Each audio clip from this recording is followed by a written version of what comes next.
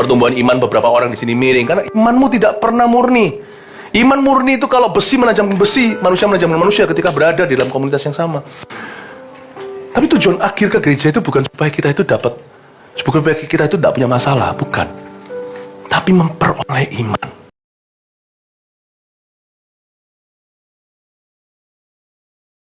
Amin. God bless you. Sebelum duduk, katakan kanan kirinya, welcome home to the family. Selamat datang dalam keluarga ini. Saya ingin Anda menyadari, Tuhan punya rencana itu bukan hanya menyelesaikan masalahmu. Tuhan ingin mengubahmu jadi lebih dari pemenang. Saya ajak kita buka bersama-sama 1 Samuel pasal yang ke-1.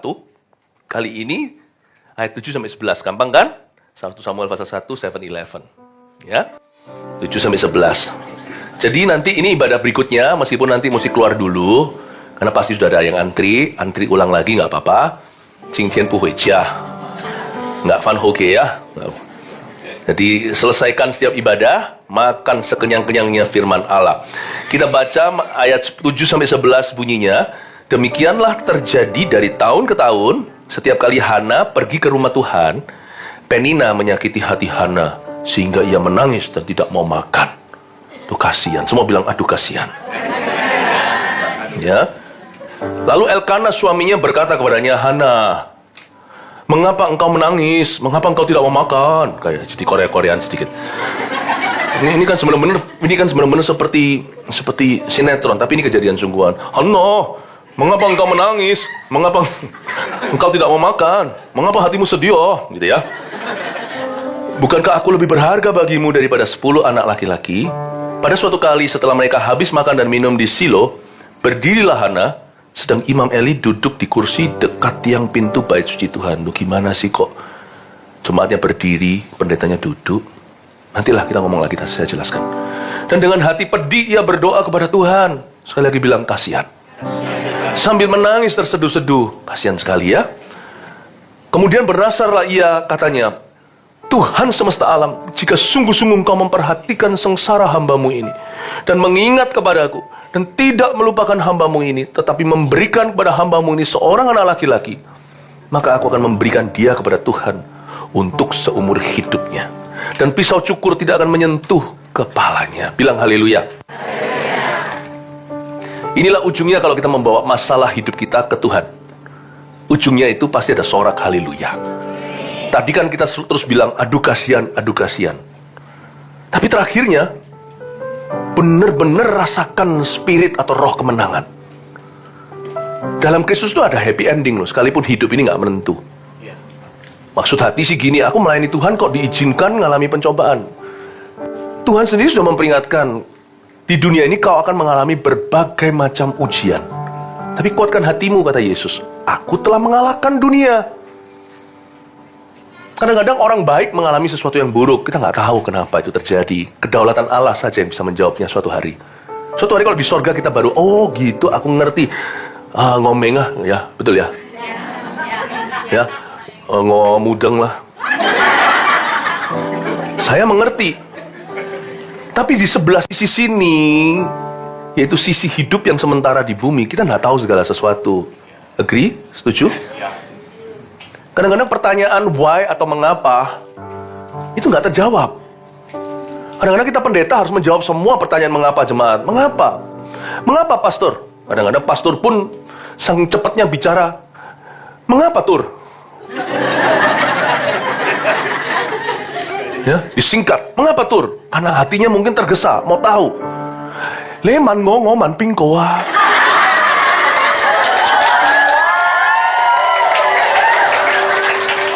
多多指教，我唔識講廣東話，識聽少少。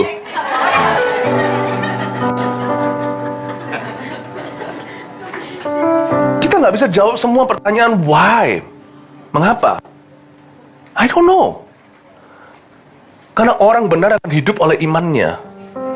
Kenapa kita ke gereja? Bukan saja membawa permasalahan hidup kita kepada Tuhan, alias kita berdoa, Tuhan help me, tolong aku. Tapi kita mau dapat iman. Datang ke gereja itu kita mau dapat iman. Berdoa itu kita mau dapat iman. Kalau kita saat teduh itu kita mau dapat iman. Dan kalau kita baca Alkitab bukan supaya menyelidiki Tuhan, tapi supaya kita dapat iman. Iman kehidupan, iman untuk kemenangan, iman untuk hari depan, iman kehidupan kita. Itulah alasannya kenapa kita bawa diri ke hadirat Allah. Kita mau terima iman. Kita nggak tahu, nggak bisa menjawab semua pertanyaan mengapa. Tapi Tuhan itu nggak akan pernah mengecewakan. Tuhan pasti kasih kita iman. Sebab dalam Tuhan tetap ada happy ending. Minimal ya, mati adalah keuntungan. Orang yang punya Yesus, hidup adalah Kristus, mati adalah keuntungan. Kita itu yang percaya Yesus, tahu nggak sih? Kita nggak akan masuk neraka. Neraka itu ada. Dan sorga itu bukan di kaki, di telapak kaki ibu. Sorga itu juga ada. Yesus pernah mengatakannya, ia pergi ke sana untuk mempersiapkan tempat bagi kita. Di rumah Bapakku ada banyak tempat tinggal.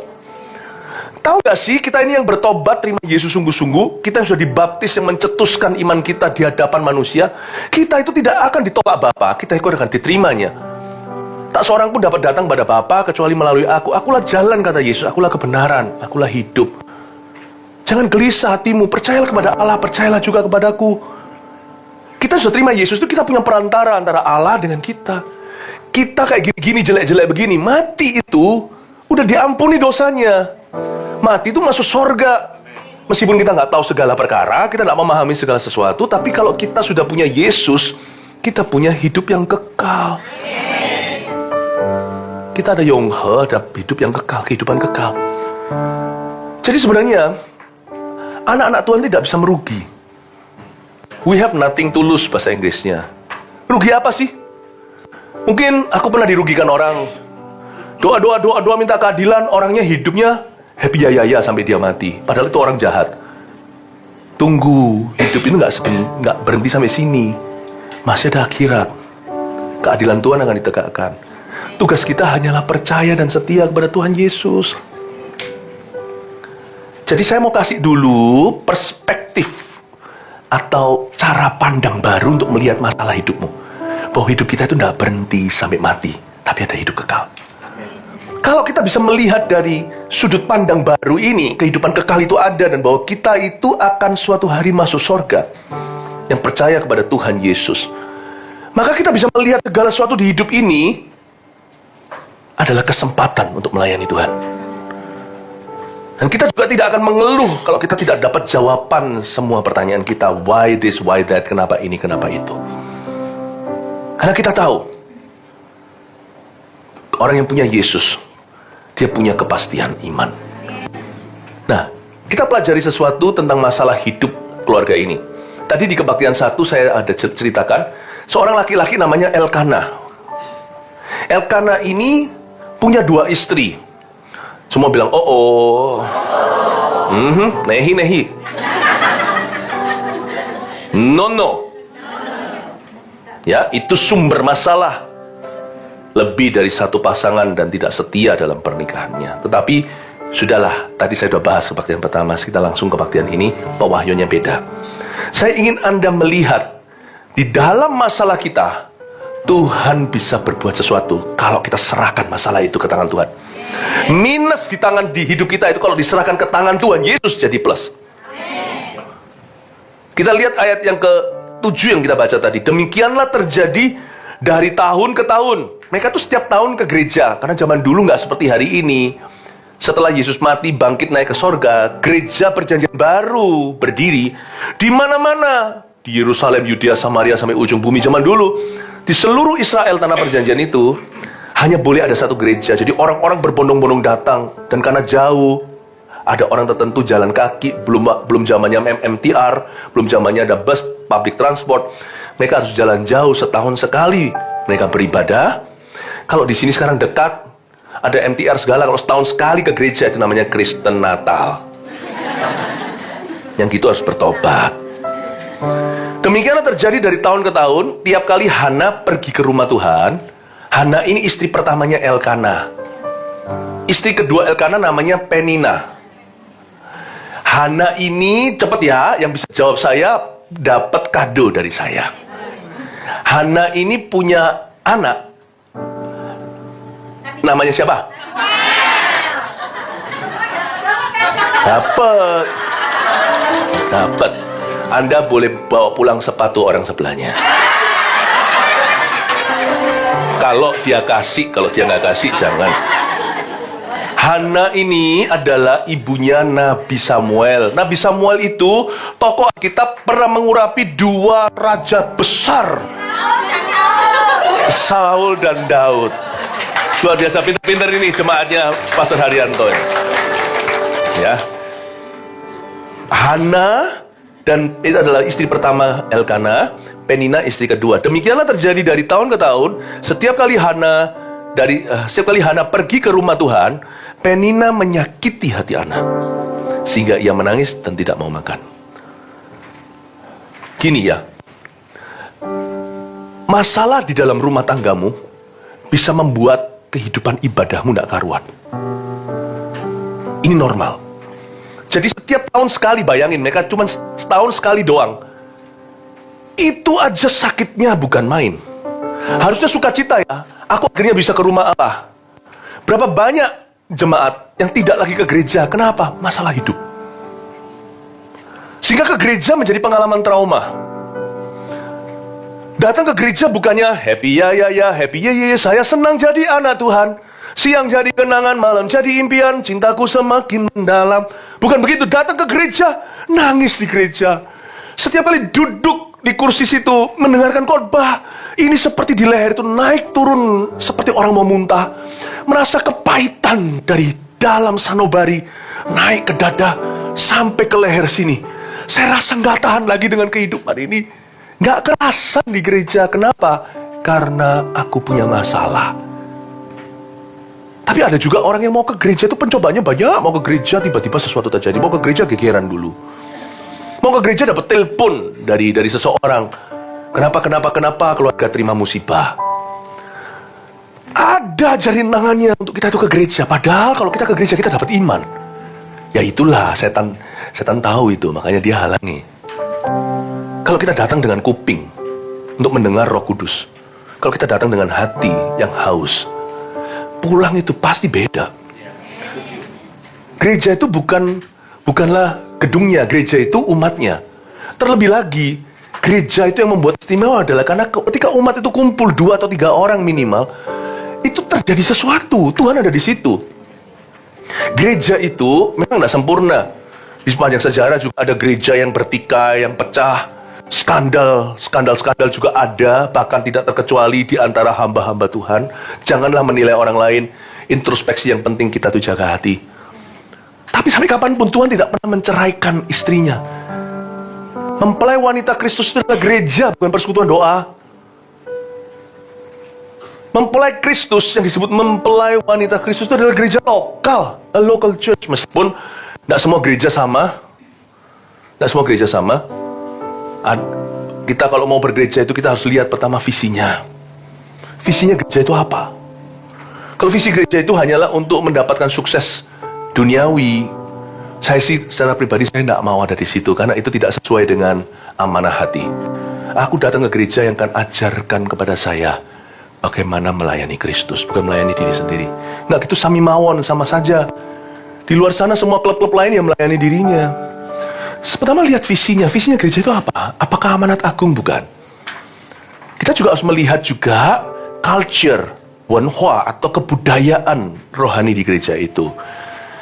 Ya, tidak ada gereja yang sempurna, nggak ada. Pasti ada oknum-oknum manusianya. Tapi kita bisa melihat kebudayaannya apa. Oh, ada revival di tempat ini. Aku tahu kalau aku mau panas, aku harus dekat dengan api unggun. Kalau aku ada sebuah korek api ini harus nyala, ya aku harus berada bersama-sama dengan api yang lainnya. Biarlah rohmu menyala-nyala dan layani Tuhan. Gereja juga tidak boleh melihat orang, memang pada dasarnya kita harus melihat Tuhan, tetapi kita juga perlu untuk saling menguji. Nah, kita bersyukur, kita lihat kepemimpinan yang dijalankan ke gereja itu seperti apa. Apakah kepemimpinan yang sifatnya sacrificial atau yang berkorban untuk jemaatnya? Kepemimpinan yang jelas, yang menjelaskan kepada umatnya apa artinya beribadah. Lalu habis itu yang kita juga harus lihat adalah program gereja itu. Apakah gereja itu hanyalah ibadah, atau kita di gereja itu juga dimuridkan? Apakah dia punya program-program yang akan memuridkan hidupku? Sehingga aku bisa dipertajam nanti ketika kembali ke duniaku atau profesiku, saya bisa terapkan pemuritan itu di dalam dunia saya, dan itu mengembangkan saya.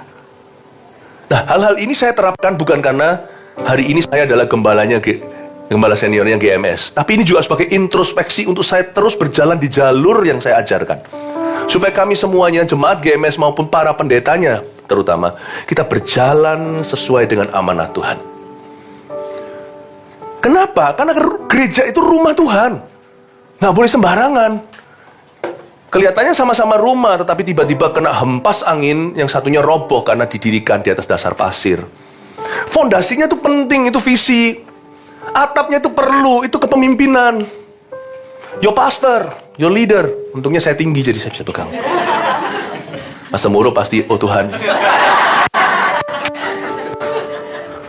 Penting ini. This is very important, supaya Anda tahu bahwa bergereja itu tidak sembarangan. Kenapa gereja itu penting sekali? Karena gereja itu istrinya Tuhan. Gereja lokal. Aku tidak usah gereja, aku bisa tumbuh sendiri. Nggak bisa. Kalau gitu jangan doa Bapak kami, doa Bapakku. Siapa yang berdoa Bapa kami dalam surga, dikuduskan namamu. Kami itu berarti kau tak sendiri. Kau harus berada di antara saudara seiman untuk punya hak berdoa apa? The Lord's Prayer. Ya, nggak bisa. Aku nggak bisa. Aku mau nggak usah gereja-gereja lah. Aku persekutuan doa gini gimana lah dengan online aja. Bener aja online. Nanti kan di skip pasti yang online. Hanya ke favorit part aja. Coba kalau anak Anda punya anak itu makannya selalu hanya mau makan yang dia suka. Nggak ada brokolinya, nggak ada semuanya. Dia pilih-pilih, nggak tumbuh tuh, tumbuhnya miring dia. Makanya pertumbuhan iman beberapa orang di sini miring. Karena imanmu tidak pernah murni.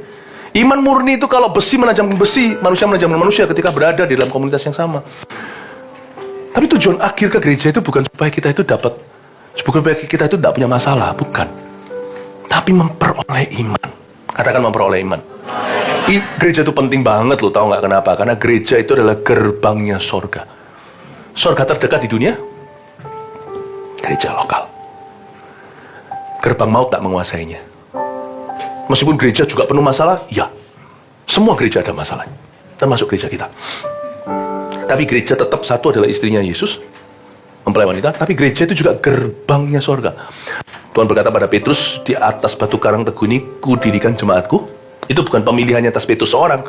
Yesus menubuatkan gereja perjanjian baru, sehingga dan gerbang maut tidak akan menguasainya. Inilah gerbangnya sorga. Kalau zamannya Yakub dulu itu battle, tempat dia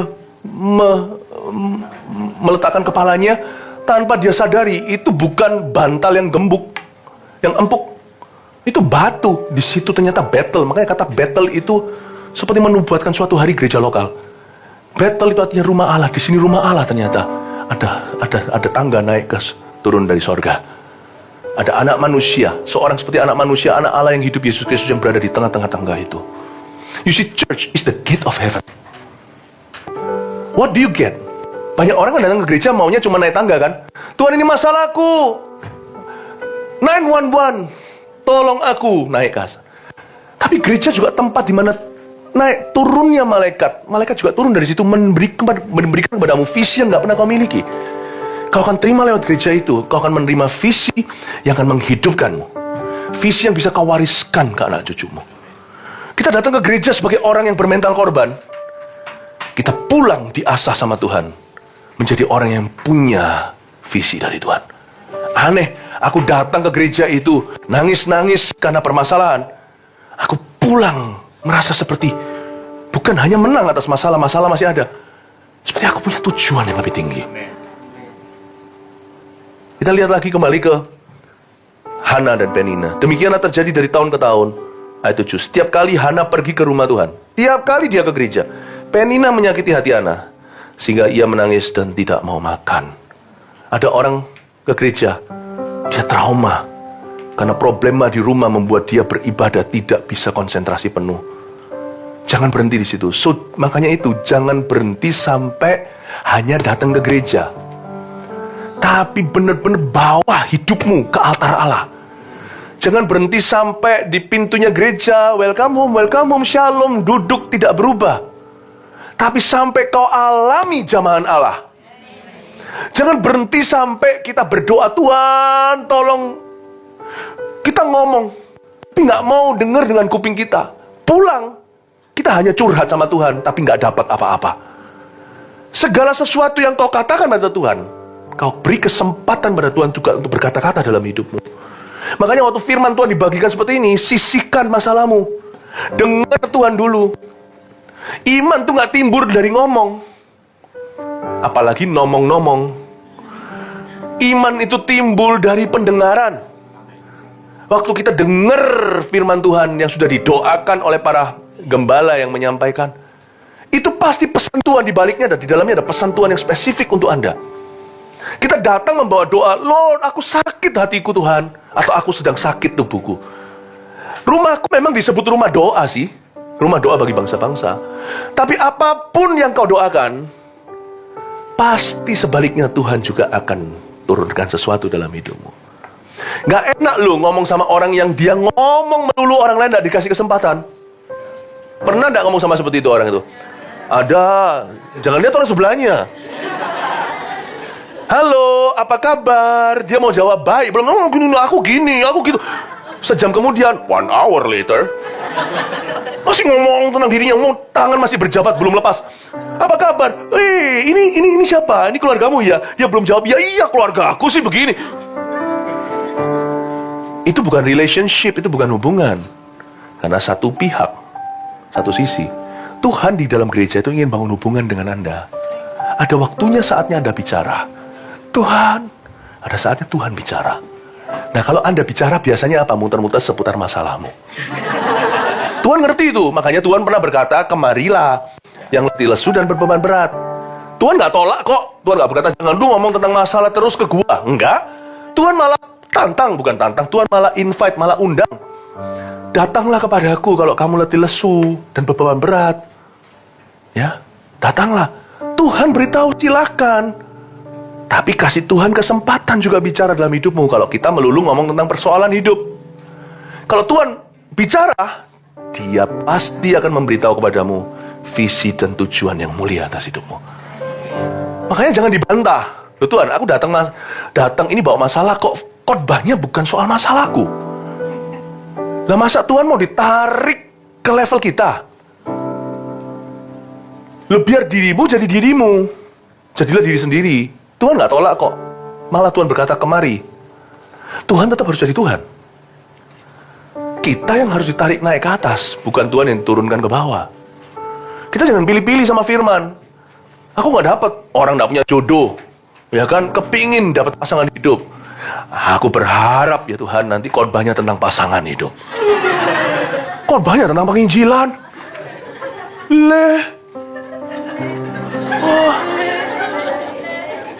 Tim kaya.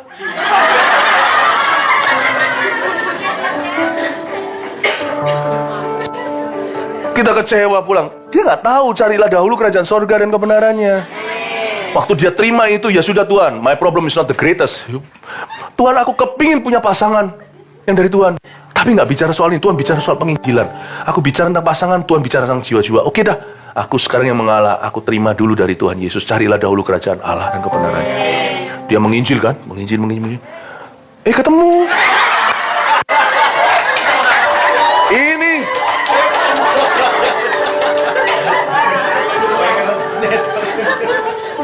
terlalu banyak nonton sinetron ini.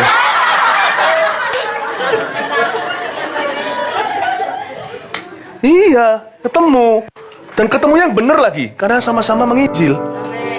Daripada kalau Tuhan aku mau pasangan hidup, Tuhan bicara tentang pasangan hidup, tidur aja menggigaukan pasangan hidup. Pasangan hidup. Nanti ya, siapapun yang ngetok pintumu kau bukakan dan kau jadikan pasangan hidup. Jatuh ke tangan orang yang salah. Ibadah pertama tadi saya jelaskan, mau ngalamin neraka. Kalau gerbang sorga itu adalah gereja, gerbang neraka adalah pernikahan yang tidak bahagia. Siapapun juga, agama lain juga. Padahal Tuhan bilang jangan jadi pasangan tidak seimbang. Karena sudah jadi Allahnya itu pasangan hidup, bukan Tuhan. Tuhan hanya dimanfaatkan seperti sinterklas saja. Itu ngotot ya maunya itu. Akhirnya terceburlah ke dalam berbagai macam persoalan baru, yaitu menikahi siapapun yang matanya berkata ini dia. Ikut mata, ikut naluri orang berdosa. Lot lakukan itu, permai itu yang dia pilih jadi Sodom dan Gomora. Carilah dulu kemauanmu dan hawa nafsumu. maka segala sesuatu akan dikurangi dari hidupmu. You see, when you speak, kalau Anda bicara seperti Hana, bawa masalah. Tapi Tuhan akan bicara sesuatu yang akan menumbuhkanmu. Jika gereja, jangan tentukan Tuhan mau bicara apa. Bawa hati untuk belajar. Karena gereja adalah tempat kita terima iman yang lebih tinggi daripada yang kita butuhkan. Mari kita sekarang lihat ya. Ayat 8. Lalu Elkana suaminya berkata kepadanya. Hana kan nangis terus toh. Suaminya Elkana itu mikir gini. Gimana sih kamu ke gereja kok gak suka cita, kok nangis saja. Orang gak tentu ngerti loh di gereja ketika ada seseorang nangis. Hana, mengapa engkau menangis? Dan mengapa engkau gak mau makan? Mengapa hatimu sedih? Bukankah aku lebih berharga bagimu daripada 10 anak laki-laki? Wah, ini laki tulen ini orang ini cowok banget. Gak sensitif. Ini ceritanya ya, lepas dari kesalahan punya istri 2, mari kita lihat sinetron ini, kita bedah. Elkana, Hana, dan Penina. Penina, anaknya banyak. Hana, yang justru istri ke-1, istri yang sah, nggak punya anak. Seorang wanita yang dimadu, itu sudah sakit hatinya. Lalu belum lagi yang sana lebih mujur, anaknya banyak. Yang sini nggak bisa memberi sang suami keturunan. Belum lagi di antara mereka sudah ada persaingan. Sekarang kena anak, dia seperti orang yang jatuh ketiban tangga. Nangislah dia, apalagi si Penina itu tajam lidah. Sukanya menyakiti. Akhirnya si Hana nangis kan di gereja. Waktu di gereja nangis, diberitahu sama Elkana. Elkana ngomong begini di bait Allah. Sayangku, ya, sweet. Sayangku, kenapa kamu sedih? Perempuan nggak tentu bisa taruh dalam kata-kata. Laki-laki mungkin lebih logis. Nggak tentu lebih benar ya. Yang laki saya ingatkan kalau Anda sudah menikah, logikamu tidak tentu paling benar. Mungkin secara rasional Anda lebih bisa menjelaskan daripada perasaan seorang wanita. Tapi kadang-kadang kebenaran Tuhan itu ada dalam perasaan sang perempuan. Makanya kita sebagai pria, kalau memimpin rumah tangga kita itu, mimpin pakai 2 kuping 1 mulut. Kita harus praktekkan untuk mendengarkan. Belajar listening. Listening sungguhan. Karena kita nggak ngerti apa yang digumulkan. Waktu itu langsung aja secara logis si Elkana berkata, dia maksud hati sih baik. Si suami ingin menghibur istrinya yang sedih hati. Tetapi cara dia menghibur itu lucu. Dan saya laki-laki sangat mengerti karena kami itu kaum Adam ya begini. Makanya puji Tuhan di dalam gereja kita diajari hikmat. Anda mau suami Anda jadi orang yang sangat-sangat mengasihimu, suruh dia tertanam di gereja yang benar. Nanti dia akan punya hikmat yang lebih tinggi daripada gendernya. Bersyukurlah kalau Anda harus berbagi suami dengan Tuhan Yesus, bukan dengan madu. Kalau suami Anda melayani asal dia tidak meninggalkan tanggung jawabnya sebagai kepala keluarga yang mencari nafkah, kalau Anda kalah alias ngalah sama Tuhan, bersyukurlah. Karena ngalah sama Tuhan, siapapun yang ngalah sama Tuhan itu nanti apapun yang Anda ngalahi itu akan dikembalikan lebih baik dalam hidupmu. Jangan pernah kita aniaya anak kita gereja-gereja melulu daripada dia kena narkoba. Anak-anak muda kita AOG itu luar biasa, Army of God. Justru mereka diluputkan dari pengaruh buruk di dunia. Gereja seperti bahtera. Mereka punya visi. Anak-anak kita AOG itu yang di Surabaya sampai sini semuanya itu yang youth berkata, aku mau membangun gereja di masa mudaku. Mau kuliah apa itu tanya dulu gereja nanti perlu apa sesuai dengan talentaku. Dia mau kuliah itu sungguh-sungguh memikirkan nanti suatu hari gimana itu berguna untuk visi gereja. Meskipun dia tidak jadi pendeta atau full timer. Ada satu anak muda di gereja kita yang akhirnya mengambil putusan untuk kuliah seperti papanya. Seperti bidang papanya, yaitu dia sebagai seorang insinyur. Karena papanya pembangun gereja yang bangun rooftop. Pak Hadi namanya. Anaknya berkata, aku mau sekolah seperti itu. Padahal tadi mau sekolah lain. Luar biasa. Anak-anak kecil kita, pada suatu hari ada anak umur 9 mau ulang tahunan di Indonesia.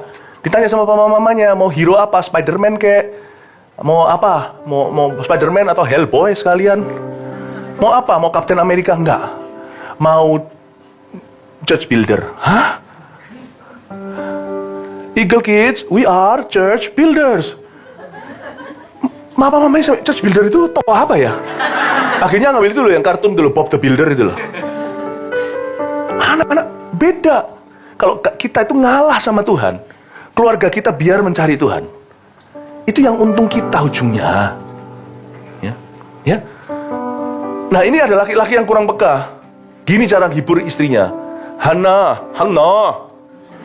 bukankah aku lebih berharga bagimu daripada 10 anak laki-laki? Aduh, laki-laki ini. Laki-laki ya begitulah. Uslah, kamu gak usah sedih. Penina memang punya anak, tapi kan kamu punya aku. Anda bisa Y. Tapi kalau Y ngalami seperti Eke, kalau Y ngalami sendiri, coba bayangkan posisimu yang perempuan ya, bayangkan ya. Anda istri pertama, suami menikah lagi, jadi sekarang 2 istri. Sakit hati.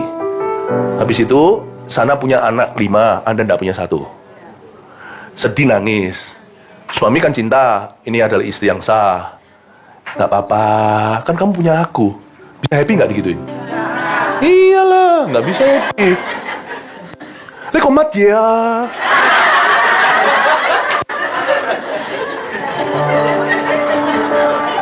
Untungnya nggak ada ayat berikutnya. Maka Hana berkata, komat ya. Nggak ada. Hana diam aja. Inilah kelemahan laki-laki. Laki itu nggak peka. You know there are things, ada hal tertentu yang istrimu sedih. Kau nggak bisa mengerti dan tidak bisa isi bagian kosong itu. Belajarlah jadi understanding, jadi loving. Ini sedikit tips dalam pernikahan yang sudah menikah, khususnya bagi pria. Belajarlah untuk menunjukkan spirit of understanding. Kadang-kadang kita tidak perlu komentar. Kadang-kadang kita hanya perlu menangis dengan orang yang menangis, tertawa dengan orang tertawa. Istri kadang-kadang tidak membutuhkan, misalnya lagi shopping. Istri itu tidak, sebagai saya juga nggak ngerti. Sampai hari ini saya tetap nggak bisa mengerti kaum Hawa. Tapi saya rasa disitulah perbedaan kita menjadi indah. Makanya suami istri kalau saling melayani Tuhan itu saling melengkapi. Tapi kalau saling menusuk akan sama-sama runtuh. Makanya paling indah adalah kalau Anda sudah menikah, dalam Tuhan sama-sama itu paling bagus. Kalau Anda masih single, jangan pilih yang lain, pasangan yang tidak seiman. Susah nanti, anak-anaknya itu nanti ikut siapa? Masa Anda mau besarkan anak, sebagian masuk surga, sebagian masuk neraka? Ya, jadi tapi juga yang paling indah adalah kalau suami istri sama-sama melayani sebagai di dalam CG.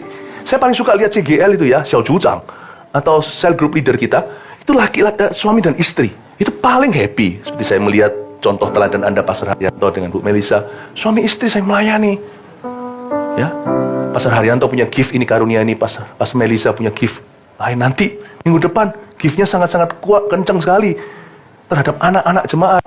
Dulu masa lalunya waktu masih di Surabaya, handle Eagle Kids. Anak-anakmu aman lah sama Bu Gem ini. Ya, tapi Pak Gemnya biar tugasnya lain. Saya paling seneng lihat kalau suami istri itu melayani sama-sama di CG. Itu the most beautiful thing. Sungguhan loh, apalagi kalau sudah turun-temurun suami istri, anaknya juga. Paling happy ya kalau saya dengar kesaksian di gereja kita. Papa mama, engkongnya ini, semua engkongnya itu CGL di GMS senior. Engkong dan maknya. Papa, anaknya, generasi kedua, itu coach. Suami istri. Anak kecilnya itu masih usia Eagle Kids, itu juga CGL di Eagle Kids. Jadi kalau mereka duduk sama-sama makan, tuh mereka nggak bicara sebagai papa, mama, kong, cucu, anak, tapi juga sesama CGL.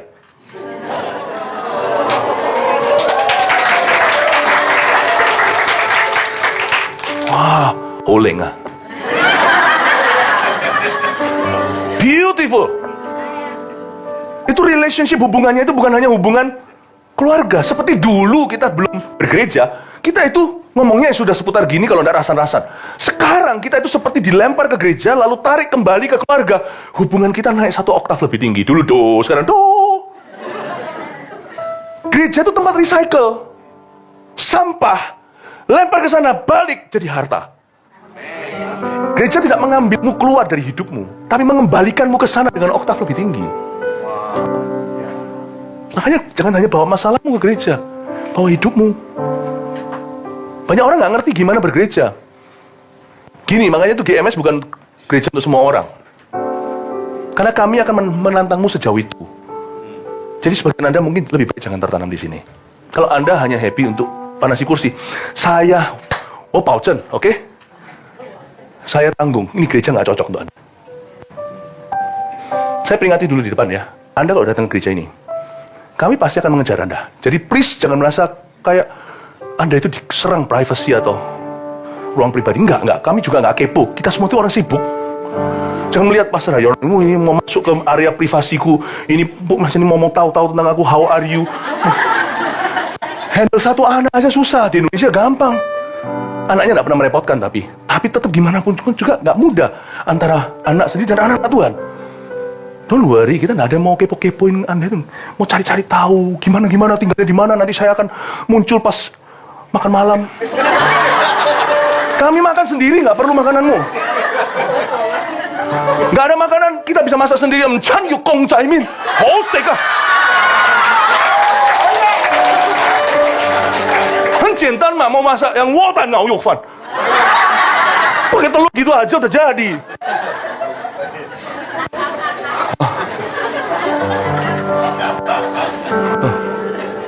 Hai Maya.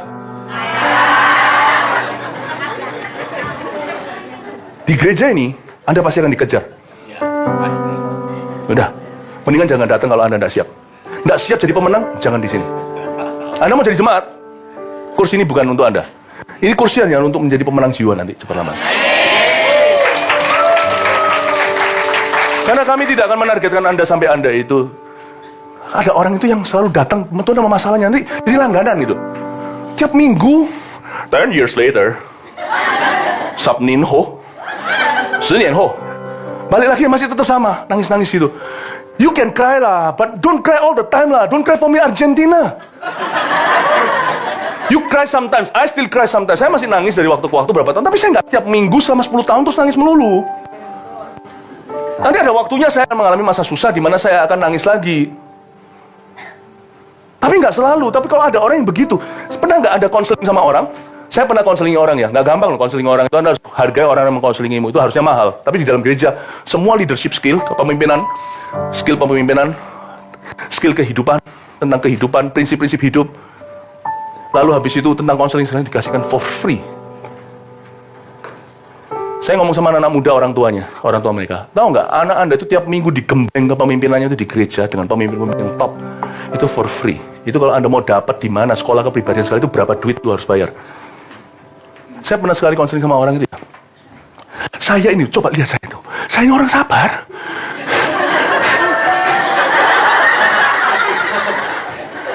Saya duduk sama mereka itu bisa berjam-jam.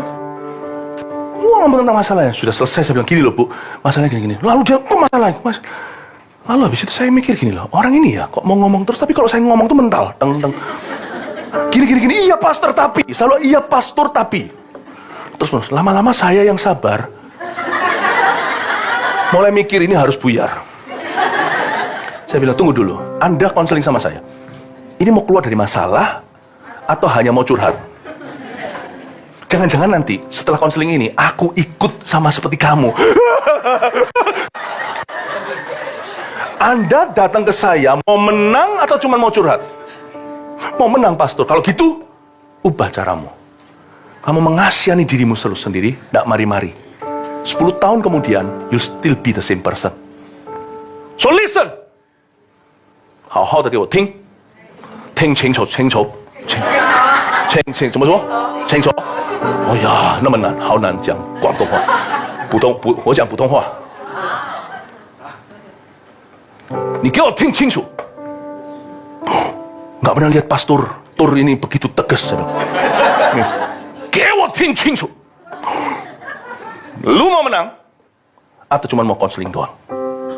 Mau menang. 你也是给我听，好好的听清楚。Kalian datang ke gereja itu mau menang atau cuma mau beribadah? Oke, kasih tepuk tangan untuk Tuhan.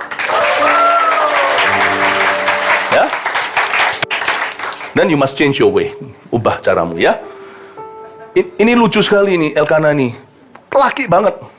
Sudahlah honey. You still have me. Itu ya perempuannya. Dasar laki-laki tebal. Dinding hatinya. Nggak memahami. Ya sedikit aja cerita bahwa ya yang pria belajar sensitif ya. Sama istrinya ya. Yang pria ada di sini, kalau Anda mendengarkan apa yang saya katakan. Yang sudah menikah, siapa pria yang sudah menikah, angkat tangan? Oke, setuju ya sama saya yang sudah menikah? Setuju ya? Yang setuju bilang amin. Ya, oke, puji Tuhan. Waduh, saya bisa mendengar suara hatimu. Di sini banyak wanita, aduh tahu gitu suamiku datang ke gereja hari ini, dengarkan enak Pastor Philip yang beritahu. Ya udah salah sendiri, kenapa tidak kau ajak suamimu ke gereja hari ini? Di gereja mereka akan digembleng oleh Roh Kudus. Bukan untuk menjadi pria normalnya, tapi menjadi pria-prianya Kristus. Saya bersyukur pada Tuhan. Saya doa supaya di sini ada keluarga Anda dipulihkan. Pada suatu kali setelah mereka habis makan dan minum di Silo, berdirilah Hana sedang Imam Eli duduk di kursi dekat tiang pintu bait suci Tuhan. Ayat 9 itu cepat aja. Ayat 9 ini, Silo adalah tempat, dulu belum ada Yerusalem, Silo adalah tempat ibadah mereka. Yang lucu di sini adalah Hana itu berdiri. Hana itu jemaat, datang itu berdiri, maju ke depan lah altar kol minta didoakan. Semua bilang Imam Eli kok duduk? Saya melihat di sini ya, sekalipun tidak ada orang melayani, Tuhan itu mendengarkan curahan hati jemaat. Jemaat yang mau maju seperti Hana. Dia tidak berakhir mengasihani diri, dia mau melihat breakthrough, melihat tubuh, melihat terobosan dalam hidupnya. Ada satu titik kau harus bosan dengan masalah hidup. Aku betul, masalah kan terus datang dan pergi. Mau nggak punya masalah, gampang, silakan mati. Orang mati nggak punya masalah lagi. Ya. Tapi kalau kita selalu mau hidup setara dengan masalah, udah gini aja kejar-kejaran seperti Tom and Jerry. Kesel loh, lihat film Tom and Jerry itu nggak mari-mari. Mau ada konklusinya gitu loh, gimana? Kita sama masalah juga gitu terus, Tom and Jerry. Sampai kapan ya? Saya bosan. Kita harus bisa berkata pada diri sendiri, saya bosan. Bukan berarti masalah tidak datang lagi. Saya bosan, respon saya cuma gini-gini sama masalah. Aku minta Tuhan pakai aku secara luar biasa. Kalau Anda memang mau targetkan pergi, targetkan matahari. Mungkin berakhirnya di bulan. Beberapa orang menargetkan bulan, nanti tidak keluar rumah, cuma lihat terang bulan. Anda kalau mau targetkan pertumbuhan, targetkan Tuhan, jadikan aku pelayan Tuhan. Aku tahu mungkin pekerjaanku tidak mengizinkan aku terus ke gereja. Siapa suruh terus datang ke gereja? 1 minggu cuma 2 hari Minggu, lalu habis itu hari biasa ada CG-nya. Kalau berhalangan pasti ada cara, ada kemauan, ada jalan. Siapa suruh terus datang ke gereja? Ya enggak. Tapi saya mau bertumbuh. Saya pakai kaki kiri, kaki kanan. Hari Minggu ke gereja ibadah perayaan, lalu ada CG kelompok kecilnya Xiaochu, dan saya akan bertumbuh. Saya bosan Tom and Jerry dengan masalah. Aku minta Tuhan memakai hidupku. Memakai hidupku secara luar biasa. Aku tidak mau terus meratapi diri sendiri. Aku sedih, duduk sendiri. No. Mulai hari ini aku akan memperhatikan orang lain. Dan saya percaya waktu saya menargetkan orang lain, saya pun akan menang atas masalah saya. Kalau saya melihat diri saya sendiri terus, lama-lama saya jadi terang bulan, nggak kemana-mana. Saya mau dipakai oleh Tuhan. Orang yang punya target sejauh matahari, pakailah aku Tuhan. Orang itu juga nanti akan mengatasi masalahnya. Tahun lalu saya itu didiagnosa kanker. Dan akhirnya diselesaikan. Kanker itu, ketahuannya secara ajaib, itu ada cerita sendiri. Itu sudah ada di YouTube anyway. Yang orang nggak tahu adalah, ketika mereka nggak tahu, waktu itu di tubuh saya masih ada kanker saat itu, sekarang nggak ada, sudah bersih. Itu orang-orang penyakit yang penderita kanker semua datang ke saya. Berapa minggu sebelum saya kembali untuk dicek lagi untuk bisa adakan tindakan medis, saya doakan orang datang hingga 2-3 minggu masa menunggu sebelum saya ditanggulangi, itu saya tidak mikirkan kanker saya. Saya menangis untuk kanker orang lain. Saya sendiri juga sembuh. Tapi kalau saya terus meratapi, aku kanker, kasihan aku mati muda. Saya mau Anda mengerti bahwa menangis bukan solusi masalah. Beriman itu solusi masalah. Dan iman itu tidak bisa mengimani diri sendiri terus. Itu namanya mengasihani diri sendiri. Iman itu selalu melibatkan Tuhan dan melibatkan orang lain. Disitulah di gereja, seperti itulah kau ditempa. Kalau Anda tinggal di rumahmu sendiri hanya ingetin masalahmu, Anda tidak akan mari-mari. Sampai kapanpun Tom and Jerry. Coba lihat kanan kirinya, mosok mau Tom and Jerry seumur hidupmu. Tapi dengar baik-baik ya. Hari itu ada suatu Imam Eli duduk di kursi. Hana nangis-nangis. Unfortunately, sayangnya, Hana datang ke sebuah gereja yang tidak pedulikan jemaatnya mengalami terobosan. Elinya duduk. Sebenarnya dalam gereja itu Anda dilayani kok. Lihat sekarang, siapa yang berdiri, siapa yang duduk.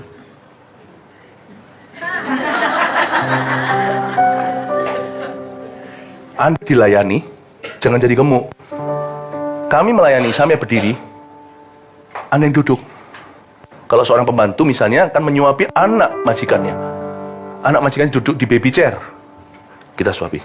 Saya juga sedang suapi anak majikan saya, namanya Yesus. Ini anak-anaknya. Jangan punya mentalitas keluar dari sini, aku sudah dilayani, berhenti. Kau dilayani supaya kau melayani. Makanya gereja kalau tidak punya visi melebihi jam ibadahnya, setelah itu mari, semua akan gemuk penyakitan nanti secara rohani. No, berceki semua. Diceki nanti Anda akan memuridkan orang lain. Diceki Anda akan ajak jiwa baru, mendoakan orang terima Tuhan. Temanku ada pergumulan, Anda peduli kiri kanan. Amin. Lihat ayat 10. Dan dengan hati pedih ia berdoa kepada Tuhan sambil menangis terseduh-seduh. Kemudian bernasarlah ia katanya. Ayat 11 terakhir, dan ini saya selesai. Kemudian bernasarlah ia katanya. Saya suka ini point of, ini yang disebut dengan turning point dalam bahasa Inggrisnya, atau inilah titik balik. Katakan titik balik. Titik balik. Ini titik balik yang tidak bisa kembali, itu titik ini. Tetap kemudian bernasarlah Hana. Katanya, Tuhan semesta alam, jika sungguh-sungguh engkau memperhatikan sengsara hambamu ini, dan mengingat kepadaku, ini minta anak, dan tidak melupakan hambamu ini bukan janji palsu ya. Ada orang berkata, nanti kalau sampai aku mengalami mujizat, aku akan layani Tuhan. Udah, kalau pasang persyaratan, tidak usah sama sekali. Saya kalau melayani orang juga nggak gitu kok. Saya doakan, kamu sembuh, setelah kamu sembuh ya, kamu gerejaku. Saya nggak pernah gitu. Kalau saya doakan orang, titik, nggak ada ke gerejaku atau enggak. Tapi ini penting sekali, karena ini adalah posisi iman Hana. Dia berkata, Tuhan, kalau engkau tidak melupakan hambamu ini, tetapi memberikan kepada hambamu ini seorang anak laki-laki, maka aku akan, garis bawahi, maka aku akan. Ini adalah posisi iman Hana. You see, ada satu titik, dia capek dengan begini-begini. Dia tidak mau forever Tom and Jerry. Dia berkata, Tuhan, aku akan. Inilah iman. Ibadahmu sia-sia kalau Anda tidak bisa sampai di akhir kebaktian. Anda berkata, aku akan. Berarti semuanya hanya duduk, diam, mencerna, lalu habis itu jadi gemuk, tidak bergerak. Hana berkata, ujung ibadahku adalah perjanjian dengan Tuhan. Aku boleh datang sebagai korban. Mungkin awalnya bermental korban. Aku pula akan membawa prinsip kerajaan Allah. Aku pula akan membawa prinsip kehidupan. Dan aku akan memberikan dia kepada Tuhan. Wow. Untuk seumur hidupnya. Dan pisau cukur tidak akan menyentuh kepalanya. Saya bagi beberapa hal, lalu saya akhiri. Maka aku akan memberikan dia kepada Tuhan. Dia di sini adalah, kalau kau beri aku anak, aku akan memberikan kepadamu kembali apa yang kau berikan kepadaku. This is very powerful. Hati-hati loh ya. Ini orang tidak punya anak sama sekali. Dan tidak ada garansi nanti dia punya anak lagi. Orang ini mandul. Pasti ada kondisi medisnya. Pasti bukan Elkana. Wong Elkana sama Penina bisa punya banyak anak. Itu pasti Hana. Waktu dia berkata, aku berikan kembali, itu tuh tidak gampang loh ya. Kalau Anda punya anak semata wayang, dapat sampai usia tua baru dapat anak itu. Lalu anak itu, tahu nggak? Dia mengembalikan kepada Tuhan itu waktu Samuel nanti usia 6 tahun. Dikasihkan ke bait suci. Nggak ketemu mama lagi, cuma ketemu setahun sekali. Itu nggak gampang. Saya sama anak-anak saya begitu dekat. Dan senang sekali saya dapat mantu yang baik. Anak saya baru menikah bulan Agustus. Setelah menikah, bulan Agustus, itu saya, tapi ada, hati saya nggak gampang. Nanti saya percaya Pastor Moro juga pasti akan mengalaminya. 2 lagi anak ceweknya.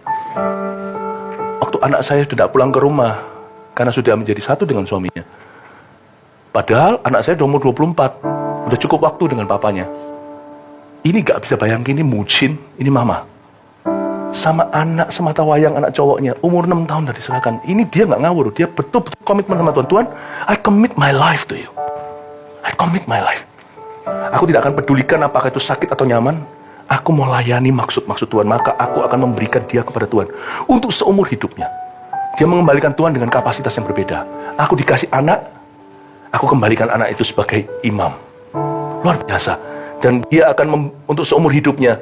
Dan pisau cukur tidak akan menyentuh kepalanya. Dedikasinya dengan Tuhan adalah seumur hidup. Dan pisau cukur tidak akan menyentuh kepalanya. Itu yang disebut di Alkitab Nasir. Katakan Nasir. Kaum Lewi itu melayani dari umur 30 sampai 50. Lalu mereka retired atau mereka pensiun. Tapi ini menjadi Nasir seumur hidup. Pisau cukur tidak menyentuh kepalanya. Dia berkata, apapun yang kukasih ke Tuhan, aku komit seumur hidup. Dan dia memberi persembahan terbaik, yaitu putra semata wayangnya. Tapi apa yang terjadi nanti saya kasih bocoran. Setelah Samuel dikasihkan ke Tuhan, mamanya sangat cinta sama Samuel. Samuel tidak kekurangan kasih bapak. Setiap tahun mamanya datang membawa rajutan, baju-bajuan. Tapi setelah itu, Samuel punya saudara-saudara baru. Mama papanya diberkati. Jadi dari Hana, anaknya segudang, oh McDonald had a farm. Iya, yuk. Tuhan itu nggak pernah gini ya, lihat saya ya. Apa yang kau berikan ke Tuhan, Tuhan itu nggak pernah hutang sama Anda. Meskipun si Hana nggak tahu ini anak mujizat. Apakah kondisiku akan berubah setelah ini punya anak? Nggak, Tuhan kasih dia banyak anak setelah itu untuk menggantikan Samuel. Dan Samuel pun dah hilang. Samuel tetap bersama dengan Tuhan. Dengar baik-baik. Anda bisa datang ke gereja, nangis karena masalah hidupmu berat. Atau kita Anda menginjakkan kaki ke dalam ibadah, Anda nangis ke Tuhan. Anda bisa datang bermental korban. Pulang Anda membawa perjanjian dengan Tuhan. Hari itu Tuhan tidak kasih dia anak langsung. Tapi coba baca ayat-ayat berikutnya, saya tidak akan bacakan di sini. Si Hana pulang ke rumah, happy. Itu Elkanah pasti kaget, pasti dia GR. Pasti karena tadi kata-kataku, kamu kan punya aku. No, jangan GR, hai laki-laki. Hana pulang happy ya. Karena dia berjumpa dengan Allah di bait sucinya. Dia datang bawa masalah. Dia pulang bawa janji Tuhan. Jangan hanya bergereja, please. Bosan kita cuma gereja-gerejaan. Sungguh-sungguh terimalah perjanjian dengan Tuhan di tempat ini. Anda sedang berada di gerbang kerajaan sorga. Pastikan hidupmu berarti. Pastikan Anda naik tangga itu, turun membawa sesuatu dengan Roh Kudus. Mari kita semua bangkit berdiri. Haleluya.